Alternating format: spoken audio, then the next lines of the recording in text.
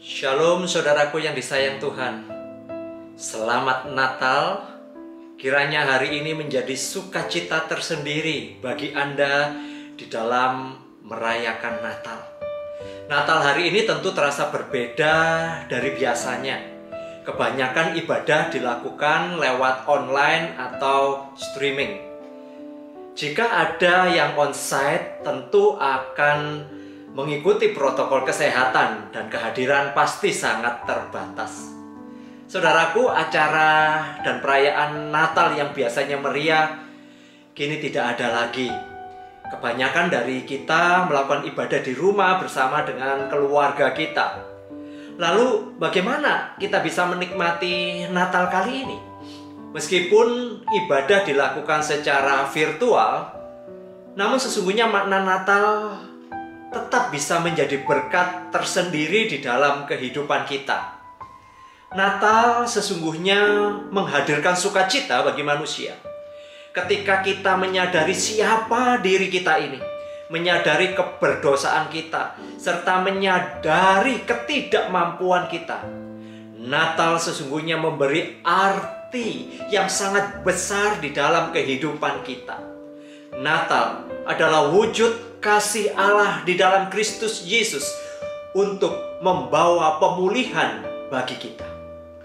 Jadi saudaraku, sukacita Natal bukan didasarkan pada hal-hal yang bersifat lahiriah atau jasmani semata, yang selalu berkaitan dengan hal-hal yang menyenangkan kita atau kebutuhan-kebutuhan fisik kita. Saudara-saudaraku, sukacita Natal adalah karena relasi kita dengan Allah dipulihkan. Saudara, melalui inkarnasi Yesus, kita dapat menghampiri tahta Allah yang Maha Kudus. Kita bisa menyembahnya di dalam roh dan kebenaran. Natal adalah perjumpaan dengan Tuhan yang sudah menyatakan dirinya dalam rupa manusia, yaitu Yesus Kristus. Allah sendiri yang menyatakan dirinya kepada kita sehingga kita dapat mengenalnya. Saudaraku, renungan malam edisi khusus pada saat hari ini saya mengajak saudara sekalian untuk kembali mengingat apa yang Alkitab nyatakan tentang kasih Allah. Saudara-saudaraku, firman Tuhan mengatakan di dalam Yohanes 3 ayat 16, saya mengambil terjemahan bahasa Indonesia sehari-hari demikian. Karena Allah begitu mengasihi manusia di dunia ini, sehingga Ia memberikan anaknya yang tunggal, supaya setiap orang yang percaya kepadanya tidak binasa, melainkan mendapat hidup sejati dan kekal. Saudara, ayat ini tentu saja akan mengingatkan ada kasih Allah yang tak terbatas itu, yang sudah dinyatakan kepada saya dan saudara. Ayat yang kedua yang saya ambil dari Roma 5 ayat yang ke-8. Demikian firman Tuhan. Akan tetapi Allah menunjukkan kasih-Nya kepada kita oleh karena Kristus telah mati untuk kita ketika kita masih berdosa. Saudara, Yesus lahir adalah juga untuk mati di atas kayu salib. Dan kematiannya di kayu salib adalah untuk menebus dosa kita. Saudara, berita Natal tidak bisa dipisahkan dari kisah salib. Karena disinilah tujuan utama kenapa Allah mau datang ke dalam dunia. Kenapa Yesus mau lahir ke dalam dunia? Karena Dia mau menyatakan kasih-Nya kepada kita untuk mati di atas kayu salib, menebus dosa-dosa kita. Ayat yang ketiga, saudara, saya ambil dari 1 Timotius 1 ayat yang ke-15. Demikian bunyi firman Tuhan, saya mengambil terjemahan bahasa Indonesia sehari-hari. Sungguh benar perkataan ini, sebab itu patutlah diterima dan dipercayai sepenuhnya. Kristus Yesus datang ke dunia ini untuk menyelamatkan orang berdosa. Dan sayalah orang berdosa yang paling jahat.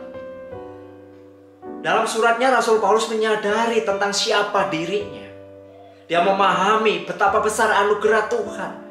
Dia menyadari bahwa dirinya adalah orang yang paling berdosa. Bagaimana dengan saudara? Ayat yang terakhir, saudara, saya mengambil dari 1 Yohanes 5 ayat yang ke-20. Demikian firman Tuhan.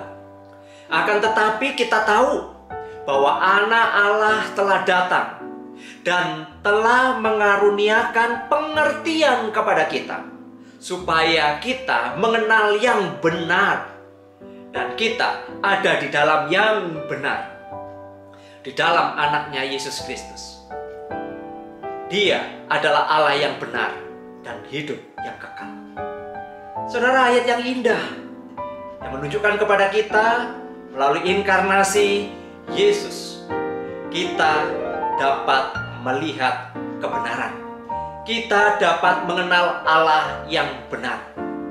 Nah, saudara-saudaraku, dari firman Tuhan yang saya bacakan tadi, mari kita mengambil waktu teduh di dalam doa pribadi kita, merenungkan bagian firman Tuhan itu untuk kembali membangun komitmen kita, untuk kita kembali memiliki antusias di dalam mengasihi Tuhan.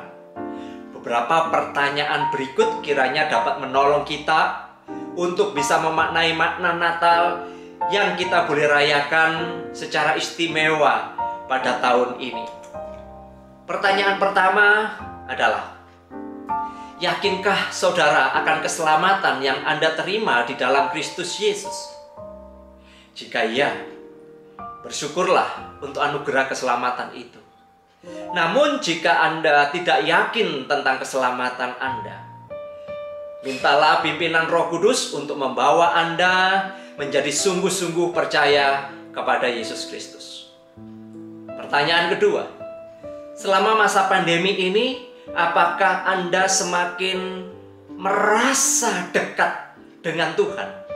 Memiliki roh yang antusias di dalam relasi pribadi Anda dengan Tuhan? Atau sebaliknya, Anda menjadi tidak ada kedekatan dan cenderung kering, menjadi dingin secara rohani, khususnya dalam relasi Anda dengan Tuhan? Renungkan pertanyaan nomor 2 ini. Dan pertanyaan yang terakhir, apakah Anda punya kekhawatiran tersendiri di dalam hidup Anda untuk memasuki tahun 2021? Hal apa itu?